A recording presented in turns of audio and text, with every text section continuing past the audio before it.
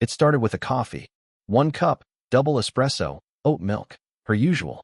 Delivered to the front desk of her marketing firm at 8:47 p.m. Timestamped and signed for. I wasn't trying to catch her in a lie. Not then. I just thought she was tired. Thought maybe it would be a small gesture to remind her I was still thinking about her. Turns out, I wasn't the only one. When the delivery guy texted me the photo for confirmation, I didn't recognize the scene. She wasn't at her desk. She wasn't even in the office. The coffee sat on a polished marble counter, beside an unfamiliar elevator bank, under recessed lights I'd never seen before. He'd taken the shot because the front desk person refused to accept the drink, said no one by her name worked there. Wrong building, he assumed. But he followed the pin I'd sent him, her office address. I called her. Straight to voicemail. I sent a text. Coffee's waiting downstairs for you. Hope your night's going okay. Read. No reply. That's when I knew. Not suspected. Knew. She wasn't at work. She'd lied. Calm set in, not panic. It was like everything slowed down, like watching a movie I'd seen before. Only this time I wasn't the fool in the front row. I screenshotted the delivery guy's message, saved the image, and opened our shared location app. She'd disabled her tracking 2 weeks ago. Said her phone was glitching after an update. I hadn't questioned it. I do now. At 9:02 p.m., I grabbed my keys and left the house. She said she'd be working late. I wanted to see just how late, and just how far she'd taken it. Her car wasn't in the office lot. I drove 2 blocks out, in case she'd parked on the street. Nothing. No traffic. No mistake. I texted her again. Everything okay? Just checking in. Read again. Still no reply. I didn't go home. I parked across the street from the office. Waited. Watched. Until 11:17 p.m. when her name lit up my phone. She was calling. I didn't answer. I watched as her car, the one that wasn't at the office all night, pulled into the lot. Headlights off. She sat there for nearly 10 minutes before getting out. Clothes wrinkled. Hair different from when she left that morning. She carried no laptop. No files. No takeout. Just a small clutch bag she never used for work. She walked into the building like she belonged there. Like she'd been there all night. I waited 10 more minutes, then drove home. She came back at 12:03 a.m. I was already in bed, lights off. I heard her heels click across the hardwood. The fridge door opened. Water poured. She didn't say anything. I didn't either. The next morning, I asked, how was work? She looked tired. Makeup still smeared under her eyes. Long Jenkins had us on deadline. Couldn't leave until the files were out. Jenkins.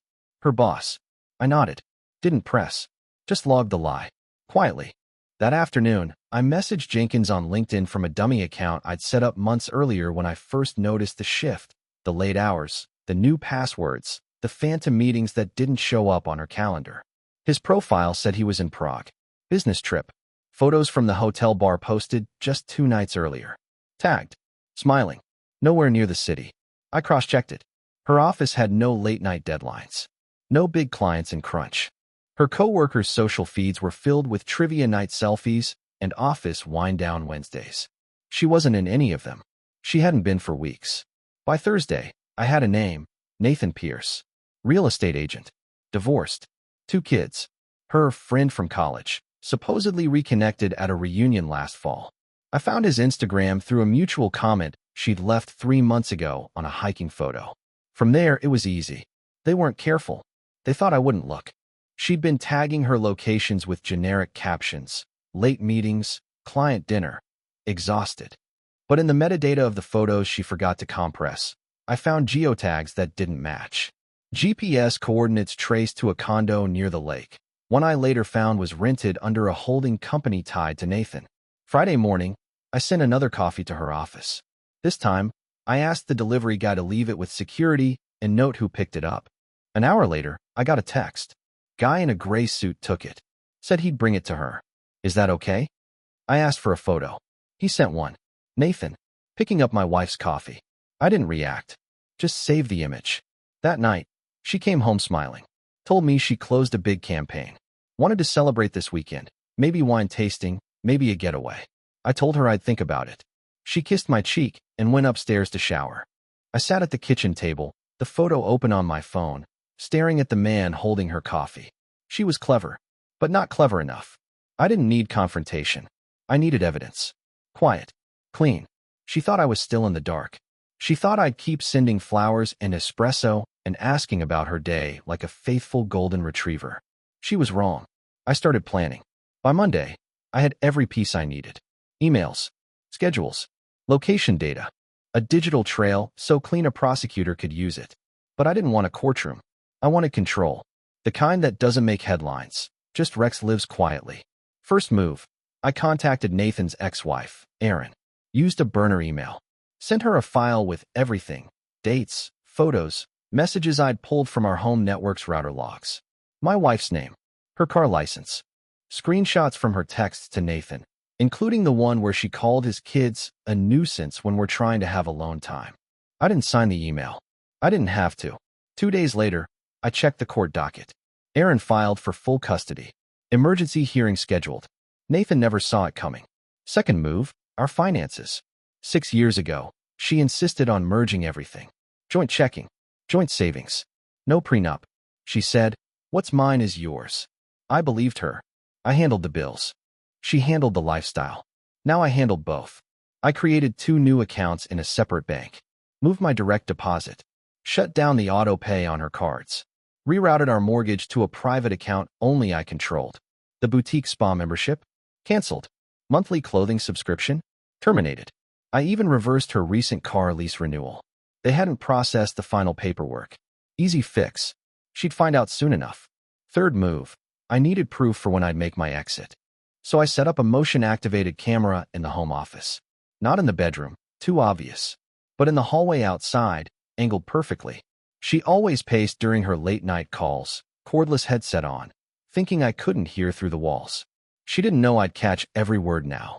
The first clip came Tuesday night, 11:42 p.m. No, he's asleep. He never asks questions. Yeah, I know. It's perfect. A little longer, and we're golden. Second clip, Wednesday, 12:15 a.m. I want your hands on me now. I keep picturing Friday. That couch. You ruined me. I copied every file to a secure drive and stored it in a lockbox under my office floorboards. A safe she didn't know existed. By Friday, I had one final piece to place. I invited her to dinner. A nice place. Quiet. Classy. Reservation under my name, 7 p.m. She seemed surprised, maybe even a little guilty. She wore the blue dress I liked. Told me I looked handsome. We ordered wine. I pretended to toast. To us, I said. To making time for each other. She smiled, glass clinking softly. Her hand grazed mine across the table. I asked her about her week. She lied. With detail. Clients, deadlines, fake stress. She played the part like a pro. I watched her spin the web she'd memorized, a flawless actress in a cheap script. Midway through dessert, I said, "You know, Nathan takes his coffee with oat milk too. Funny coincidence." Her fork stopped midair. Her eyes met mine. Still playing dumb. What? I sipped my drink. The guy from your office. Gray suit. Picks up your coffee every morning. I assumed he was just a coworker.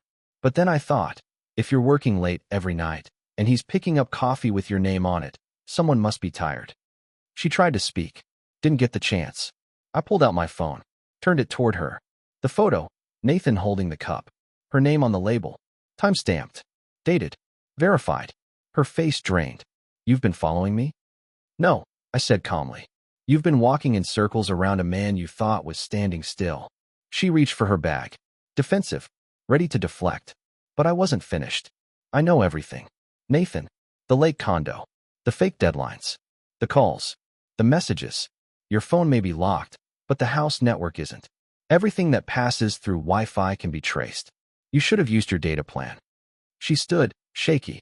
"You don't understand." I nodded. "You're right. I don't. But your parents might. They're getting a package Monday morning. So is your employer. And Nathan's lawyer. Why would you do this?" I leaned back in my chair. Steady. Composed. "You made a fool of me. That's fine. I can live with that. But the difference between you and me? I don't burn things down when I leave. I just quietly take the walls with me." She sat. Stunned. Quiet for once. I stood. Dropped my black Amex on the table. "Dinner's on me. Consider it a parting gift." Then I walked out. I didn't go home. I didn't answer her calls. Because by morning, home wouldn't be hers anymore. By the time she walked through the door that night, the The locks had already been changed. She tried her key twice, then pounded on the glass. I didn't answer. I just watched from the upstairs window, lights off, arms crossed, while she yelled my name into the empty porch. A neighbor's motion light flicked on. Still, I didn't move. I waited until she left. 27 minutes. That's how long she stayed outside. The next morning, her access to our shared cloud drive was revoked. The photos, the documents, gone. Not deleted. Archived. I didn't erase the memories. I just put them where she couldn't reach. I'd already transferred the house deed into a trust under my name. A quiet move, legal, unchallenged. She'd never noticed the paperwork. She never read the mail anyway. The divorce papers were delivered via courier at 10:03 a.m. She signed for them herself. By noon, her name was removed from the joint utilities. By 3 p.m., her phone plan, the one I paid for, was canceled. At 4:30, I shut down her card, the one she used for gym memberships and brunch. I didn't do it out of spite. I did it because she built her life on my name, my money, my blind trust, and I was reclaiming all three. At 6 p.m., I dropped off her things at her sister's place. 2 suitcases, 1 box of cosmetics, a stack of unopened mail, and her college hoodie, the one she always said smelled like home. I didn't leave a note. When her sister opened the door, she just stared. No questions. No apology. Just took the bags and stepped aside. I walked away. The silence wasn't awkward. It was earned. That night, I slept better than I had in months. Not because I'd won. Because I'd finally stopped playing. Over the next week, the fallout came in waves. Nathan was let go from his firm, not for the affair, but for ethical conflicts. Apparently, fraternizing with a married woman while serving as her property agent didn't sit well with his partners. His name hit the industry blacklist within days. His custody hearing didn't go his way. Erin brought every piece of evidence I'd sent her. Photos, call logs, messages with timestamps that lined up with the weekends he claimed he was with the kids. He lost 50-50. Ended up with supervised visitation twice a month. As for her, she tried to salvage it. Posted vague quotes on Instagram about resilience and rebirth. Blocked comments. Changed her profile pic. 2 days later, she was tagged in a Reddit thread. Someone leaked the photo of Nathan picking up her coffee. It went viral. Office gossip spread. HR got involved. Her resignation came quietly. No party. No farewell cake. Just a soft email sent at 3:19 p.m. on a Thursday, effective immediately. I didn't need to follow her after that. I didn't need updates. My part was done. I'd dismantled her narrative. Not with rage, not with violence, but with precision. One piece at a time, like pulling bricks from a foundation until the whole thing collapsed under its own weight. She called once more. A voicemail. Voice shaking. I know I messed up. I know I don't deserve anything. But please, just tell me why you never confronted me. Why didn't you scream at me? Why didn't you throw me out? I didn't reply. What would I even say? That screaming would have given her power? That throwing her out would have made me look broken? No. I wanted her to walk out of the life she poisoned thinking she'd won. Only to realize later she walked straight into her own ruin. I didn't burn her down. I just let her ignite the match and waited. Some people learn through confrontation. Others, they learn through consequences. And me? I learned that silence isn't weakness. It's strategy. Now when I see her, I don't feel rage. I feel nothing. Which is exactly what she left me with. And exactly what she deserves.